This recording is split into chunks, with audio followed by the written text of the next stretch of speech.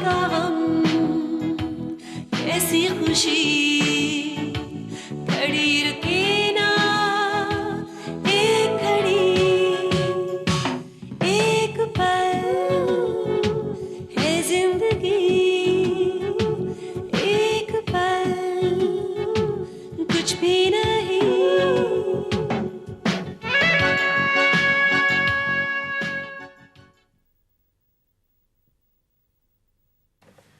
Silver state बेच रहे हैं वो लोग। तो अब क्या होगा? मुझे तो बस एक ही रास्ता दिखाई देता है। क्या? जल्द से जल्द स्वेतलाना से मिला जाए और उसके दिल में सिल्वर स्टेट के लिए पुरानी मोहब्बत जगाई जाए। अभी तो सब कुछ भूले बैठी होगी, उसे सब कुछ याद दिलाना पड़ेगा। केशव मल्होत्रा का सिल्वर स्टेट। लेकिन सुनील, श्वेतलाना से जाकर मिलेगा कौन? मैत्री। मिस्टर, आपको टेस्ट के लिए बुलाया था, आप आए क्यों नहीं? एक मिनट डॉक्टर साहब, क्या मैं ये जान सकता हूँ कि ये टेस्ट क्यों हो रहे हैं और किस लिए हो रहे हैं? क्या मैं ये जान सकता हूँ कि आप ये जानने वाले कौन होते हैं? आप बेकार में नाराज क्यों हो रहे हैं? मैं तो सिर्फ पूछ रहा हूँ।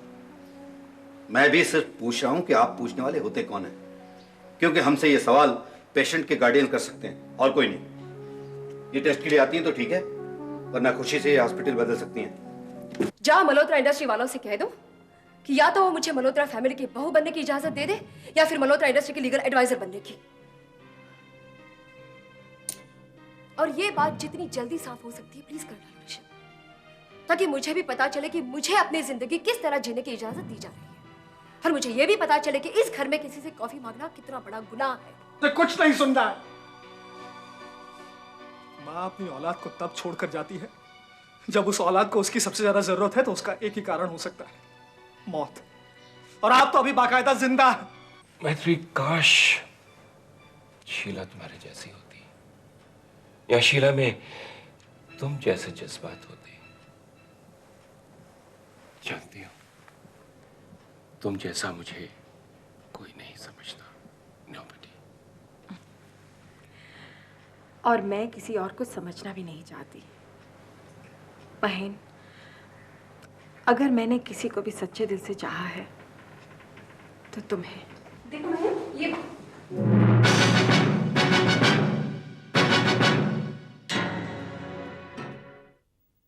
कैसा गवाह? मुझ पर जो जुल्म हुए उनका चश्मदीद गवाह, वो जिसने तुझे पाल पोस कर मेरा फर्ज निभाया। तुम्हारे पापा की एक नौकरानी बेटा बसंती। बसंती आई? हाँ, याद है तुझे? कहाँ है वो? बेटा, ये उसके गांव का पता है। जा तू उससे मिल और बसंती से पूछ मुझ पर क्या क्या जुल्म हुए बेटा। कि तेरे जन्मदिन के तोहफों में हमेशा मेरा भी एक तोहफा होता था। तेरी भरपूर अलमारी में मेरे भी थोड़े से कपड़े होते थे। मैं कहीं भी रही बेटा, मैंने हमेशा तेरे बारे में पूछा। इन 25 सालों में मैं जानती थी बेटा कि तुझसे मिलना कितना मुश्किल है, लेकिन बेटा मैं तेरे आसपास रही। जब मुझे तेरी बीमारी के बारे में पता चला तो मुझसे रुका नहीं गया बेटा। मैं यहाँ अस्पताल में आ गई।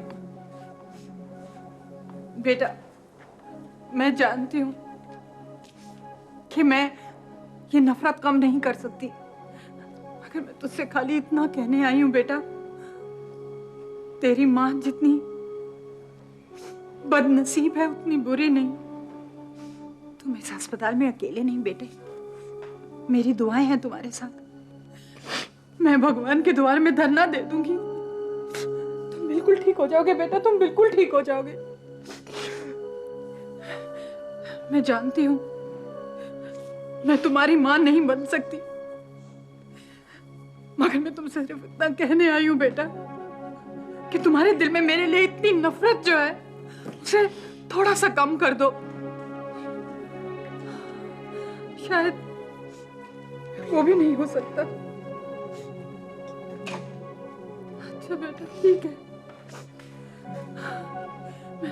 मैं चलती हूँ।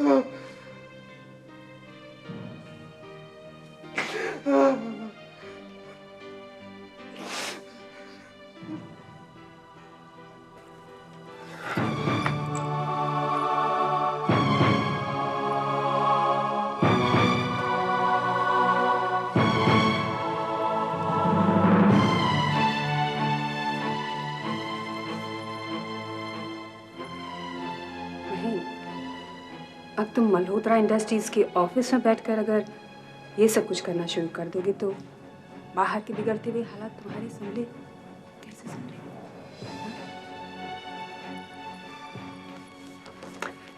एनीवे छोड़। मैत्री, तुम्हें क्या उस होटल से निकाल दिया गया है? क्या मल्होत्रा इंडस्ट्रीज ने बिल नहीं पे किए तुम्हारे?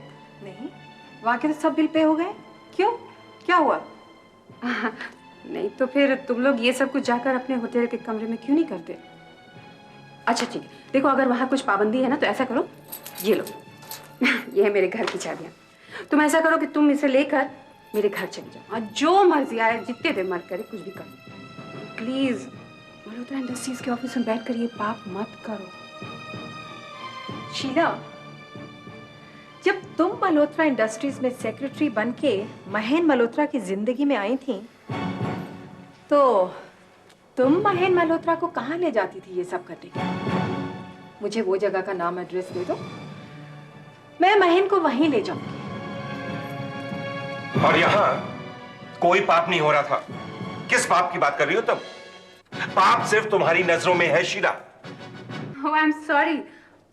तुम दोनों शायद बैठकर मल्होत्रा इंडस्ट्रीज की किसी गंभीर समस्या का समाधान ढूंढ रहे थे ना? शायद इसलिए तुम दोनों को इतना करीब आना पड़ा। एक दोस्त के करीब बैठना गुनाह है क्या? अरे परेशानी में मेरा एक दोस्त मुझे सहारा दे रहा है, उसमें तुम्हें पाप नजर आ रहा है? सहारा दे रहा है महेन या बेसहारा कर रहा है? तुम अपने आप को महेन से ज्यादा समझदार समझती हो?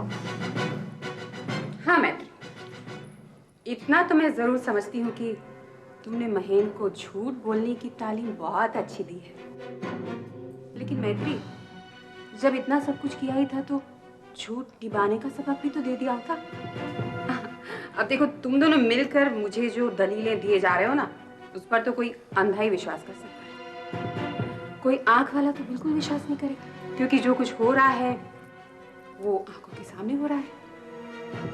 और हाँ महन, अब मुझे याद आ रहा है, ये शायद तुम्हारी वही दोस्त है ना जिसके साथ तुम्हें एक रात बितानी पड़ी थी थोड़े दिनों पहले? Now will you stop this nonsense? सुन रही हो इसकी बातें? देख रही हो इसकी तेवर? मैंने शीला नाम के एक दोस्त से शादी की थी, लेकिन अब ये एक आम बीवी की तरह बद दिमाग और शकी हो गई है। मुझ पर क्या गुजर रही है इसे परवाह ही नहीं है। अब तो ये उल्टे सीधे इल्जाम लगाने का मौका ढूंढती रहती है। बहन, मेरे उल्टे इल्जाम कितने सीधे हैं ये तो तुम्हारी आत्मा जानती होगी। तुम अब क्या हो गई हो उसे ना मैं जानता हूं और ना ही पहचानता हूं। Do you know that?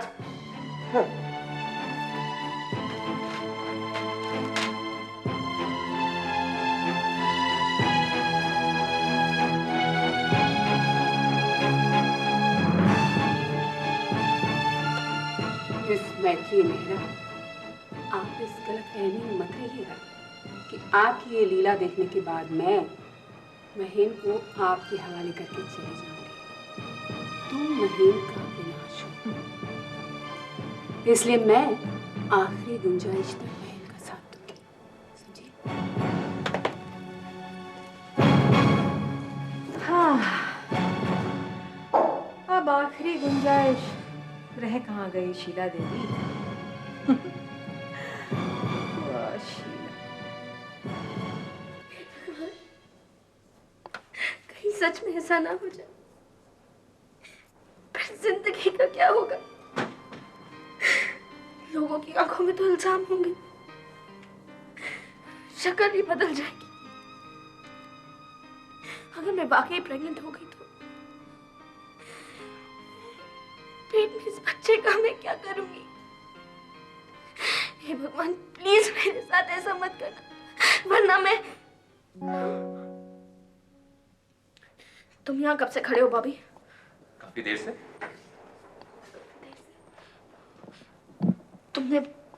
तुमने वो सब, मेरा मतलब है जो मैं कह रही थी, सब सुन चुके? हाँ, एक एक बात। तुम जिम्मेदार हो इस सब के। तुम्हारी वजह से मैं इतनी बड़ी परेशानी में पड़ी हूँ। तुमने ही सब कुछ। चिल्लाओ मत। तुम्हारा दिन ब दिन बर्ताव भी बिगड़ता जा रहा मेरी तरफ।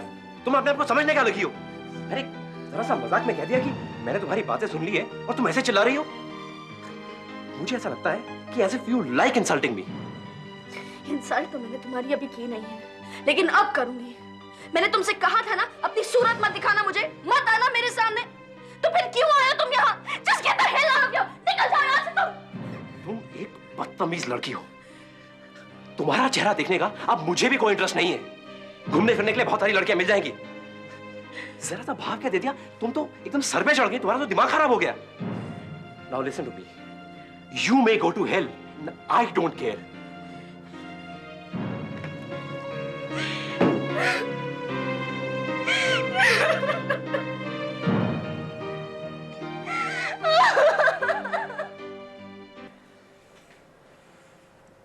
How are you feeling? Fine doctor. Doctor साहब ऐसे ही पूछ रही हूँ, आई मीन बायोप्सी की रिपोर्ट तो आने वाली है, लेकिन आपने तो इतने सारे चेकअप्स किए हैं। तमाम चेकअप्स के बाद आपको और कोई कॉम्प्लिकेशन नजर आई है मुझ में? No. Apart from that lump, आपकी बॉडी में कोई और सिम्टम या कॉम्प्लिकेशन नहीं है। So we should not draw any conclusion. Okay? आपका कहने का मतलब है कि ऐसी कोई बात नहीं है जो कैंसर की तरफ इशारा करे, सिवाय इस्लाम के? No, Mr. राजीव। कैंसर के चांसेस हैं भी और नहीं भी। We can't say anything till the reports come. वैसे भी हम इन्हें कल डिस्चार्ज कर रहे हैं। Take care, okay? Thank you doctor. Yeah? Bye.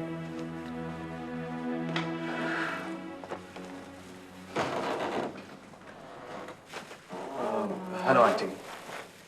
Hello, मैंने तुम्हें पहचाना नहीं। आई एम युवराज मेहरा, वो ताऊजी के relative. Oh, well this is for you. Thank you. आपकी तबीयत कैसी है? ऐसे कुछ खास बताने लायक नहीं है। मैं समझा नहीं। क्या है कि हम कुछ बायोप्सी की रिपोर्ट्स का इंतजार कर रहे हैं। जब तक वो आए नहीं तब तक सिचुएशन का कुछ पता नहीं चलेगा। राजीव, रिपोर्ट्स कब आने वाले हैं? कल सुबह तक आ जानी चाहिए। चलो, कल सुबह सारा सस्पेंस खुल जाएगा। कल सुबह हमें हॉस्पिटल छोड़ना भी पड़ेगा। नहीं राजीव, बायोप्सी की रिपोर्ट आने के बाद हम लोग हॉस्पिटल छोड़ेंगे। ऐसा भी हो सकता है रिपोर्ट आने के बाद हमें जिंदगी भर हॉस्पिटल को पकड़ कर रखना पड़े।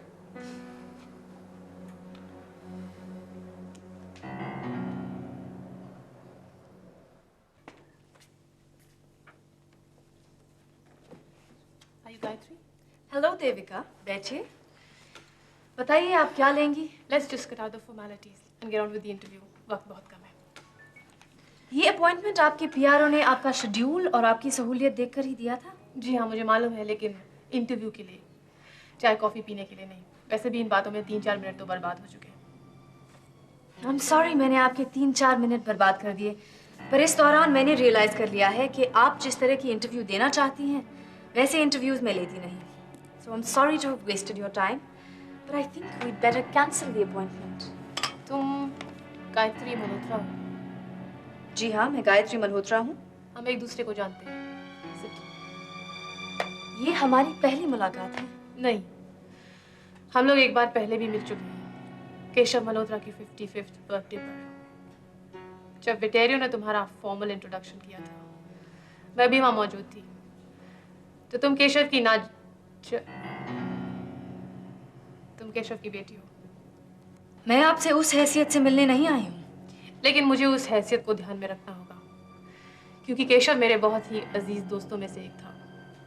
Well, I am all yours.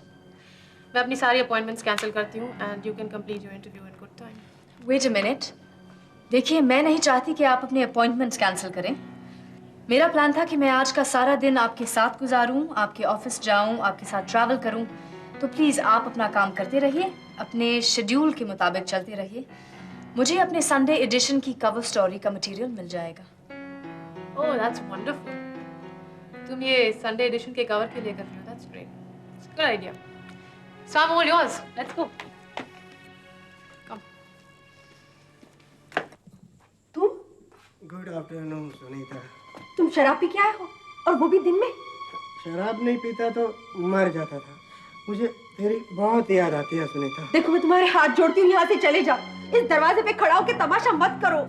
एक तू है जो मुझे अंदर नहीं आने देती, वरना मुझे शौक थोड़ी है बाहर खड़ा रहने का। तुम इस हालत में अंदर नहीं आ सकते।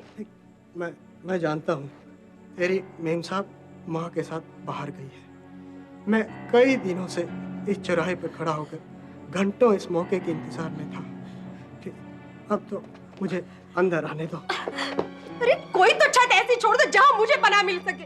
तुम चाहती क्यों मैं सड़क पे आ जाऊं? मेरे होते हुए तुम सड़क पे कैसे आ सकती हो? तुम्हारी अपनी छत तो है ना सुनीता। तू घर चल सुनीता, घर चल। मैं उस नरक में वापस नहीं आऊंगी। ऐसा मत क्या सुनीता, तू तो जानती है, सब कुछ देखा है तूने, किस किस तरह मैं बर्बाद हुआ।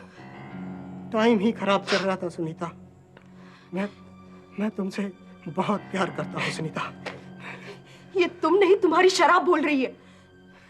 नहीं सुनीता, मैं जो कुछ बोल रहा हूँ होशो हवास में बोल रहा हूँ। मत मारी गई थी मेरी, अजीब सा शैतान सवार था मुझ पे।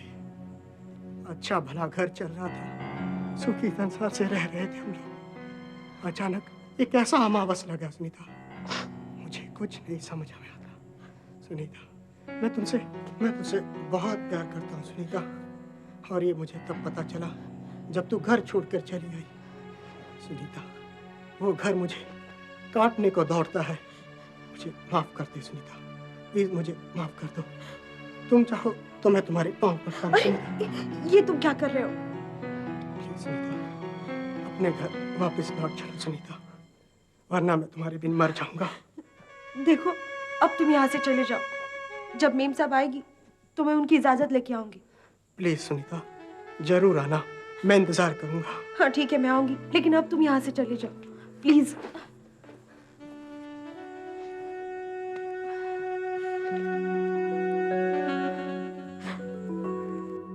अरे माँ आइए।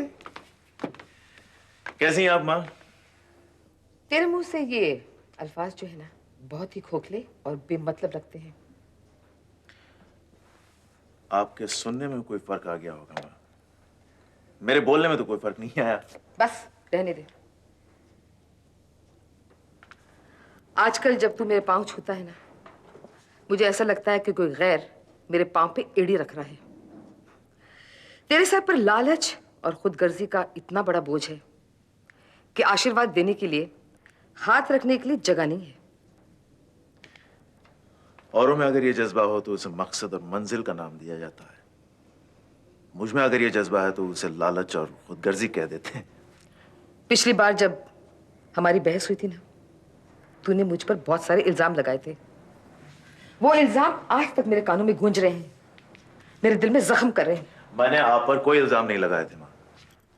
हाँ, तूने मुझ पे कोई इल्जाम नहीं लगाया और ना ही तूने मल्होत्रा इंडस्ट्रीज के पीठ पे छुरा भोंका है।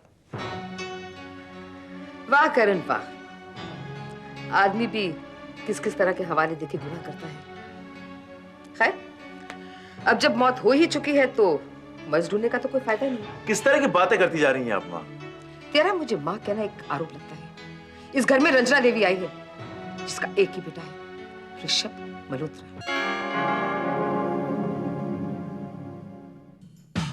वफा मोहब्बत नफरत प्यार दौलत शोहरत भागम भाग